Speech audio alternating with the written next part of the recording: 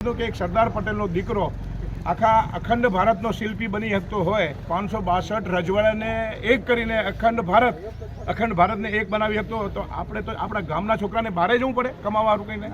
આ દાજ ચડવી ખપે ને એ દાજમાંથી આનું સર્જન થયું. તો અમારે અહીંયા બધા કહેતા કે કાલિંગડાની ભારી ક્યારે બંધાય નહીં એમ, પણ અમે એ નિયમને તોડ્યો છે કે કાલિંગડાની ભારી શું ના બંધાય, પણ એક જજ્બા હોય મારે કાંઈક કરવું છે, ગામ માટે કાંઈક કરવું છે, તો એ કહેવાય ને કે દુદમ્ય નિષ્ઠા હોય ને તો આ શક્ય બને ને એનું આ કામ છે.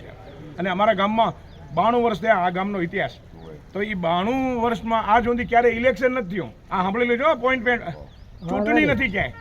આ ગામનું આખા અમારા સાબરકાંઠામાં ફર્સ્ટ નંબરની અમારી સેવા મંડળી 6 કરોડ રૂપિયા ડિપોઝિટ છે સાહેબ, ડિપોઝિટ છે અહીંયા મંડળીમાં. અમે બેંકમાં પૈસા નથી મૂકતા, અહીંયા મૂકીએ છીએ. અમારી મંડળી ખાલી એક એપ્લિકેશન કરો કે મારે 50 લાખની ઓડી જુએ છે, તમે લઈ જાઓ, તરત જ 1 કલાકમાં તમને લેટર આપી દે, તમે લઈ આવો શોરૂમમાંથી. આ તાકાત છે આ ગામમાં. બધા સંઘમાં હશું, આપણે ભેગા હશું તો આ શક્ય બને.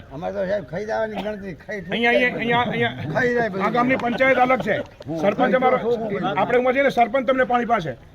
અહીંયા સરપંચની સીટની કોઈ માયનો નથી. અહીંયા બીજેપી કોંગ્રેસ નથી. હું જીણું પાડતા હોઉં, મારો કાકો મંત્રી હોય, કુટુંબનો કાકો, એ જ મારામાંથી મને કાપી નાખી ક્યાં લાવ. આપણને તો કેવા ઝઘડો થાય. આપણે એ બનાવ્યું, એને પોષ્યા, એને સેવ્યા, અહીંયા શક્ય બન્યું ને. અહીંયા મારા ગામનો સરપંચ છે, 12 મહિને 5000 રૂપિયા ગજવાના મૂકતો હશે. અને અહીંયા ઇલેક્શનની અહીંયા સિલેક્શનથી સીટ ભરાય અને 12 મહિનામાં 5000 રૂપિયા એ પોતાના ઘરના મૂકતો હશે. અને ક્યારે ખાવાની વૃત્તિ નથી ને એને જિંદગીમાં એક જ વખત, જેમ અમેરિકામાં એક જ વખત પ્રમુખ થાય ને એમ એક જ વખત એને સરપંચ થવાનું. પછી ગમે એટલો હારો હતો હોય ને એને ફેર તો બીજું ચાન્સ મળે નહીં. એ આ ગામમાં છે. આ ગામમાં શિક્ષણ વગરના છે. ના શિક્ષણ હું ભણ્યો નથી, હું ઊંચો ભણ્યો છું. ખોટું કરવાનું ભાજાયું છે, આપણે આમાં શિક્ષણનું કામ નથી. ખોટું ના થવું આ ગામની વાત કરીને અહીંયા બીજેપી કોંગ્રેસ છે જ નહીં. ખોટું ના થવું. હવે 5 રૂપિયા નાખાય છે ને હા રાજી હું ઘરના આવે શું કરો તમે. હું ઘણું સમજુ સાહેબ, ભણશું, મારું મગજ ખૂબ કામ કરે, પણ મને કાપી નાખવાનું કરે એટલે પણ નહીં. ના પણ એ તો ભગવાન માફ નહીં કરે, નથી કરતા.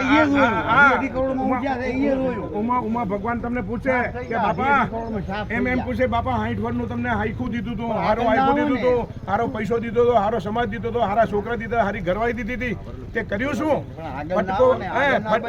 ફટકો પડશે ઈશ તણો, ત્યાં દેવાને કોઈ જવાબ નથી. છે ઈશ સંચાલિત વિશ્વ, બધું કઈ ગોપાબાઈનું રાજ નથી.